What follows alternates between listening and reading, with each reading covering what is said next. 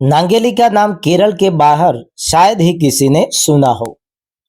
किसी स्कूल के इतिहास की किताबें में उनका जिक्र या कोई तस्वीर भी नहीं मिलेगी। लेकिन उनके साहस और वीरता की मिसाल ऐसी है कि एक बार जानने पर कभी नहीं भूलेंगे।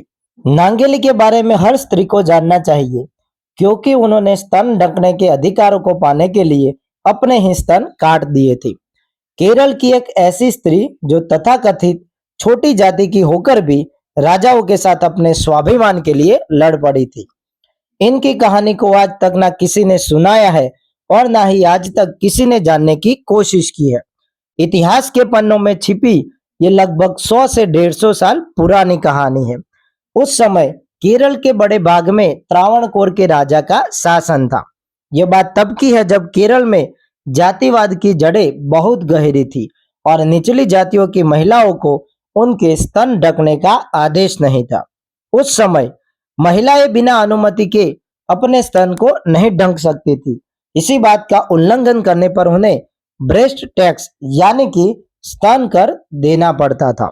यदि कोई महिला स्तन कर नहीं देती थी तो उसे मार दिया जाता था। केरल में महिलाओं के साथ अत्याचार की सारे हदें पार कर दी थी। ऐसे में एक नांगेल ही थी जिन्होंने महिलाओं को इस क्रूरता से आजादी दिलाई। नांगेली ने अपने साहस और हिम्मत से सारी महिलाओं को इस अपमान से आजाद कराया।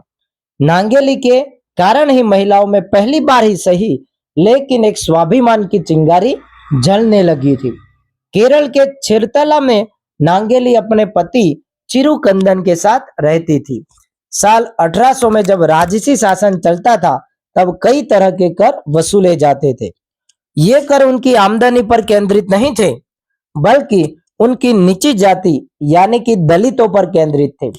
ब्राह्मण जाति और अन्य ऊंची जाति के लोग कई विशेषाधिकारियों के साथ अपना जीवन व्यतीत करते थे और साथ ही ऊंच नीच का भेदभाव बना रहे, इसी कारण ऐसे कर वसूले जाते थे। दलित जाति की मूल निवासियों को अपने शरीर का ऊपरी हिस्सा यानी कि अपने स्तन को ढकने की अनुमति नहीं थी और अगर वो ऐसा करती थी तो उनमें इस बात का कर वसूला जाता था। नांगेली येझवा जाति की थी। उनके समुदाय को और अन्य निचली जातियों जैसे कि थिया, नादर और दलित समुदाय को भी इस कर का भुगतान करना पड़ता था। इसे मूलाकरम भी कहा जाता था। कपड़ों पर सामाजिक रीति रिवाज एक व्यक्ति की जाति की स्थिति के अनुरूप थे, जिसका मतलब था कि उन्हें केवल अपने कपड़े पहनने के तरीके से पहचाना जा सके। इस तरह स्तन कर का उद्देश्य जाति संरचना को बनाए रखना था। 550 रियासतों में से त्रावणकोर की इस रियासत ने भी इस कर को लगाया था। नांगेली ने स्तन कर की बात का पुरजोर विरोध किया था। उनके विरोध का तरीका था अपने शरीर को ढकना बिना स्तन कर भरे।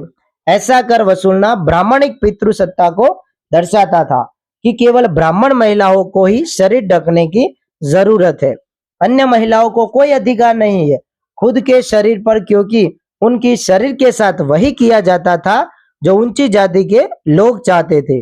नांगेली ने इस बात का विरोध कर साबित कर दिया कि यह शरीर उनका है तो नियम भी उनके होंगे और इसे ढकने की इच्छा भी उनकी होगी। उस समय यह साहस अतुलनीय था। जब शासकों को कर वसूलने वाले अधिकारियों को इस विरोध के बारे में पता चला कि नांगेली किस तरह खुद को ढककर ऊंची जाति व समुदाय के लोगों और उनके इस मनोवादी ढांचे को भी चुनौती दे रही है, उन्हें पता चल गया था कि नांगेली किसी भी तरह से स्तन कर देने से साफ मना कर रही है। तब कर वसूलने नांगेली के घर जा पहुंचे। वे एक सुबह उनके स्तनों पर कर लगाने के लिए उनके पास गए, लेकिन नांगेली ने तब भी उन्हें कर का भुगतान करने से इनकार कर दिया था और विरोध करते हुए अपने स्तनों को काटकर एक पत्ते पर कर की तरह वसूलने वालों के सामने रख दिया, जिसके बाद नांगेली की मृत्यु बहुत खून बह जाने के कारण उसी दिन हो गई।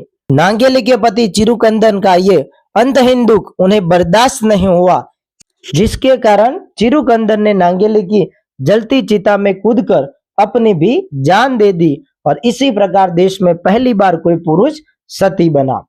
वेस्ट टैक्स का मकसद जातिवाद के ढांचे को बनाए रखना था। ये एक तरह से एक औरत की निचली जाति से होने की कीमत थी।